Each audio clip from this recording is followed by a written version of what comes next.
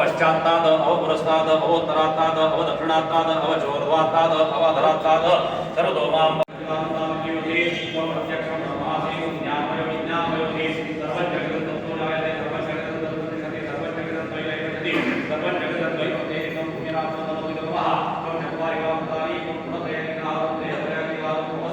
सूर्यस्त्वं चन्द्रमास्त्वं ब्रह्मभूर्भुवस्वं गणादिं पूर्वमुच्चार्य वर्णादिं तदनन्तरम् अनुस्वारपरतरः अर्धेन्दुलसितं तारेणुद्धम् एतद्वमनुध्रुवं गकारपूर्वं कारोमध्यमरूपम् अनुस्वारशान्तिरूपं बिन्दुरुद्रूपं नादसन्तानं सविधासन्धे सैषा गणेशविद्या गणगुरुषे निषद्गायत्रिछन्दः गणपतिर्देवता ॐ गणपतये नमः एकदन्ताय विद्महे वक्रतुण्डाय धीमहि तन्नो दन्ति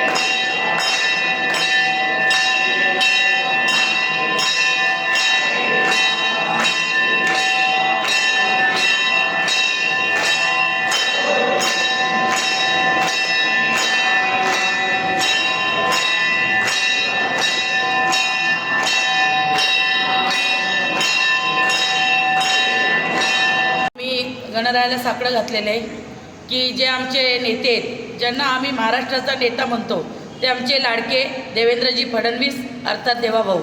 आमची सगळ्या कार्यकर्त्यांची इच्छा आहे की महाराष्ट्राला एक कणखर आणि खंबीर असं नेतृत्व जर पाहिलं तर आपले देवेंद्रजी फडणवीस. आणि आमची सगळ्यांची इच्छा आहे, लोणावळेकरांची, पूर्ण मला वाटतं महाराष्ट्राची इच्छा आहे की देवेंद्र फडणवीस हे पुन्हा मुख्यमंत्री व्हावे.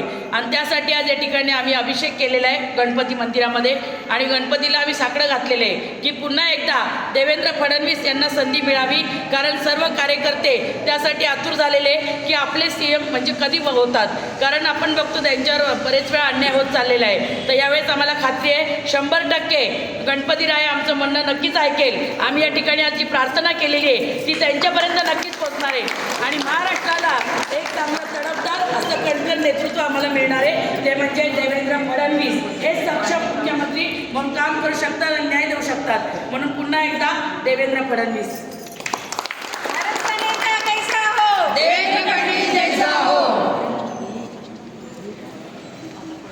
एक मिनिट हा काय सांगत. भारतीय जनता पार्टीचे आम्ही कार्यकर्ते आहोत आणि 2014 सालापासून आमच्या मनामध्ये एक मात्र निश्चित पक्का आहे की दिल्लीत नरेंद्र आणि महाराष्ट्रात देवेंद्र. त्यामुळे 2014, 2019, 2024 जसे दिल्लीत नरेंद्र मोदीजी आले तसं आज 2024ला देवेंद्रजीच्या रूपाने त्यांचं पुनरागमन मुख्यमंत्री म्हणून या ठिकाणी यावं. ते म्हणलं होते मी पुन्हा येईन, तर ते पुन्हा आलेले आहेत, पुन्हा येणार आणि इथेच राहणार. अशा प्रकारे त्यांचं इथे पुनरागमन व्हावं आणि सक्षम मुख्यमंत्री महाराष्ट्र मिळावा. आणि देवेंद्रजी, एकनाथजी आणि अजितदादा या तिघांच्या नेतृत्वाखाली महाराष्ट्रातलं महायुतीचं सरकार हे प्रचंड यशस्वी होईल. लाडक्या बहिणींचं तर ते लाड करणारच आहेत, पण या महाराष्ट्रातल्या गोरगरीब जनतेचं, मावळच्या नागरिकांचं, कष्टकऱ्यांचं सर्वांचं कल्याण येत्या 5 वर्षात होईल. देवेंद्रजींचा तेवढा अभ्यास आहे, तेवढा त्यांचा प्रयास आहे, तेवढे त्यांचे कष्ट आहेत आणि ते निश्चितच महाराष्ट्राला अग्रेसर राज्य करतील असा विश्वास या ठिकाणी व्यक्त करतो. बोला ना काय ते.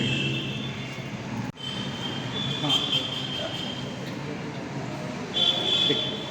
एक मिनिट. देवेंद्रजी मुख्यमंत्री व्हावा ही संपूर्ण महाराष्ट्राची इच्छा आहे. खरं तर गेल्या 5 वर्षापूर्वीच व्हायला पाहिजे होतं, पण शिवसेनेने आपल्याशी दुरावा केल्यामुळं ते होऊ शकले नाही. आज एवढे चांगली सत्ता आणलेली आहे, भरपूर म्हणजे 132 जवळपास आमदार हे निवडून आलेले आहेत आणि अशा परिस्थितीमध्ये आणि आपल्या महाराष्ट्राला चांगले दिवस आलेले आहेत आणि भविष्य काळात हे देवेंद्रजी फडणवीसच मुख्यमंत्री हवे यासाठी आम्ही सर्व देवाला साकडे घातलेले आहे आणि आम्ही जर त्यांचा शपथविधी असेल तर आमचे सगळे कार्यकर्ते हे शपथविधीला उपस्थित राहतील.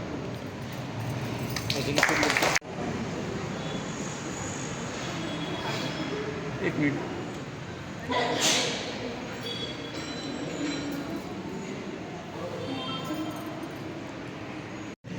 आपले महाराष्ट्राचे लाडके नेते देवेंद्र फडणवीस 5 वर्षापासून त्यांचा प्रयत्न करतोय आपण. पण आता तर ते बोलले होते मी पुन्हा येईन पण आता तर येणारच, ते मुख्यमंत्री होणारच. आपण असं देवाला साकडं घातलंय म्हणून तेच येणार पुन्हा ते मुख्यमंत्री होणार हे मी देवाकडे साकडं घातल्यावर आम्ही सगळ्यांनी साकडं घातलंय आणि ते मुख्यमंत्री होणारच.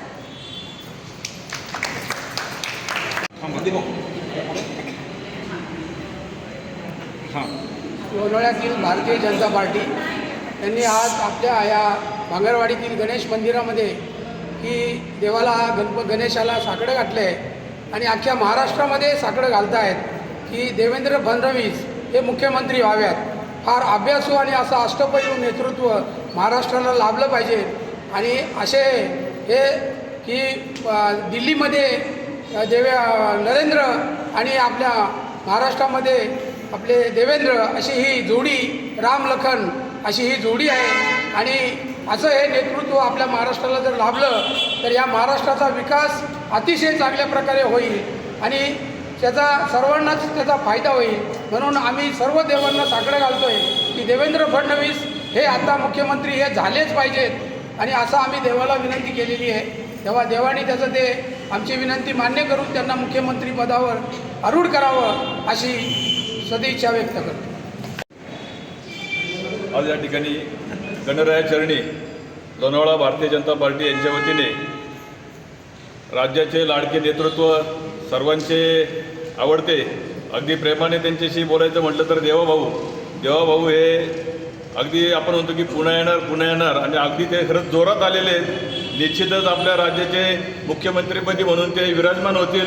आपणा सर्वांची इच्छा गणरायांनी निश्चितच पूर्ण करतील. मला वाटतं थोड्या वेळातच आपल्याला गोड बातमी येऊ शकते अशी गणरायाचरणी प्रार्थना करतो आणि पुन्हा एकदा गणरायाला विनंती करतो की देवाभाऊंना असं नाही तर 5 वर्षासाठी मुख्यमंत्रीपद विराजमान व्हावं अशी विनंती करतो.